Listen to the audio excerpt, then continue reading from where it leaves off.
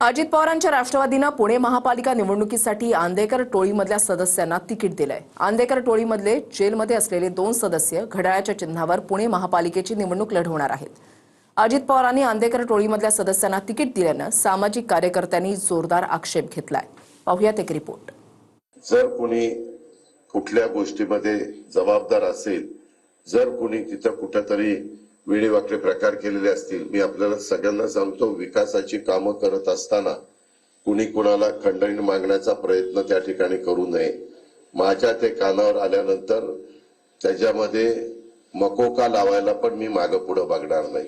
मी कुठल्याही टोकाची भूमिका घेईन। मी पुन्हा पुन्हा राष्ट्रवादी काँग्रेस पक्षाच्या कार्यकर्त्यांना सांगतो, महिला भगिनींना सांगतो, सगळ्या माझ्या तरुण कार्यकर्त्यांना सांगतो, वडीलधाऱ्यांना सांगतो, आपलं स्वतःचं चारित्र्य स्वच्छ ठेवा, आपली प्रतिमा जनमानसामध्ये चांगली ठेवा।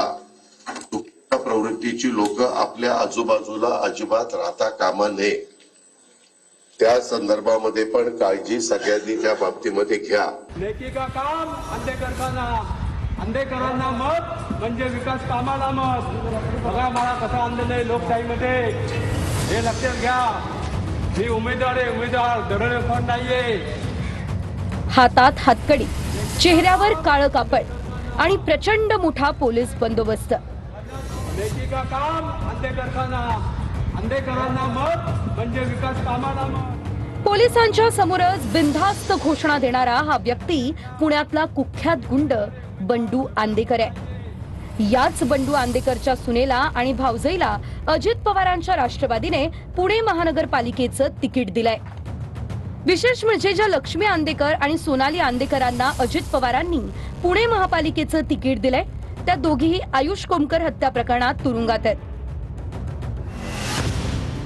वनराज आंदेकर हत्या प्रकरणाचा बदला घेण्यासाठी बंडू आंदेकर टोळीनं आयुष कोमकर या मुलाची गोळ्या घालून हत्या केली। धक्कादायक म्हणजे आयुष कोमकर हा बंडू आंदेकरचा नातू होता। स्वतःच्याच नातवाच्या हत्या प्रकरणामध्ये बंडू आंदेकरला अटक झाली आहे। या हत्या प्रकरणात बंडू आंदेकरची भावजय लक्ष्मी आंदेकर आणि बंडू आंदेकरची सून सोनाली आंदेकरलाही अटक झाली। बंडू आंदेकर सध्या पुण्यातल्या येरवडा जेलमध्ये आहे, तर लक्ष्मी आंदेकर आणि सोनाली आंदेकर कोल्हापूर मधल्या मध्यवर्ती कारागृहात आहेत। बेकायदा फ्लेक्स लावणं, अतिक्रमण करणं, खंडणी मागणं असे गुन्हे देखील या दोघींवर दाखल आहेत। बंडू आंदेकरनं येरवडा कारागृहात येत मोठ्या थाटात पुणे महापालिकेसाठी उमेदवारी अर्ज दाखल केला आणि लक्ष्मी आंदेकर शिवाय सोनाली आंदेकर या दोघींनीही कोल्हापूरच्या जेलमधून पुण्यात येत उमेदवारी अर्ज दाखल केला। त्यानंतर अजित पवारांच्या राष्ट्रवादीनं लक्ष्मी आंदेकर आणि सोनाली आंदेकर यांना एबी फॉर्म दिला। आंदेकर कुटुंबात राष्ट्रवादीचं तिकीट मिळणार याचे संकेत अजितदादांच्या राष्ट्रवादीच्या शहर अध्यक्षांनी दिले होते। शहर अध्यक्षांच्या वक्तव्यावर स्पष्टीकरण देताना अजित पवारांनी घुमजाव केलं होतं। आम्ही सांगितले ना, बंडू आंदेकरांना आम्ही उमेदवारी देणार नाही। मात्र त्यांच्याच कुटुंबातले ते सदस्य आहेत, मग लक्ष्मी कुटुंबातले सदस्य जरी असतील इतर, तरी त्यांचा चार्जशीट मध्ये काय रोल दाखवलाय? चार्जशीट मध्ये जर तसा रोलच नसेल तर ते गुन्हेगार आहेत हे कशावरून कोण सिद्ध करणार? मग हे म्हणजे कारण नसताना त्यांची बदनामी केली आहे ना, हे सिद्ध होत आहे। आता याच्यासाठी आमच्याकडे पार्लमेंटरी बोर्ड असतं आणि पार्लमेंटरी बोर्ड ठरवतं की कोणाला उमेदवारी द्यायचे। ते मी अध्यक्ष म्हणून नाही ठरवू शकत, पार्लमेंटरी बोर्ड आहे, आमचे वरिष्ठ आहेत, ते ठरवतील। आंदेकरांचं काय ठरलंय का? ते कोर्टात त्यांनी याचिका केली होती की आम्हाला निवडणूक लढवायची आहे, म्हणजे आंदेकर परिवारातलं कुणीही दोघं, कोर्टाने परवानगी दिली, आता ते राष्ट्रवादीकडून लढणार असं कळतंय। तुम्ही काय पत्नी? अरे वेळ, तुम्ही ना सगळं तुम्हीच ठरवता, तुम्हीच प्रश्न उपस्थित करता, तुम्हीच त्याचं उत्तर देता, असं ठरलंय। आता मलाच माहित नाही काय ठरलंय ते तुला कळतंय, आता काय बोलायचं? मला त्याच्याबद्दल आज कुणीही काही ही चर्चा आमची कुणाची झालेली नाहीये।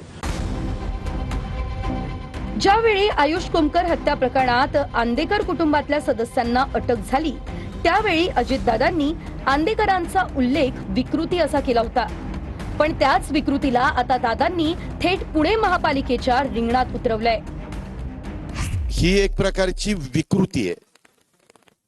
ही कुठल्याच पक्षामध्ये असावी असं कुठल्याच पक्षाच्या नेतृत्वालाही वाटत नाही, त्यांच्या कार्यकर्त्यांनाही वाटत नाही, त्यांच्या लोकप्रतिनिधींनाही वाटत नाही आणि कुणीच या गोष्टीचं समर्थन पण करणार नाही. अजित पवारांच्या भूमिकेबाबत नेहमीच साशंक राहिलेली होती.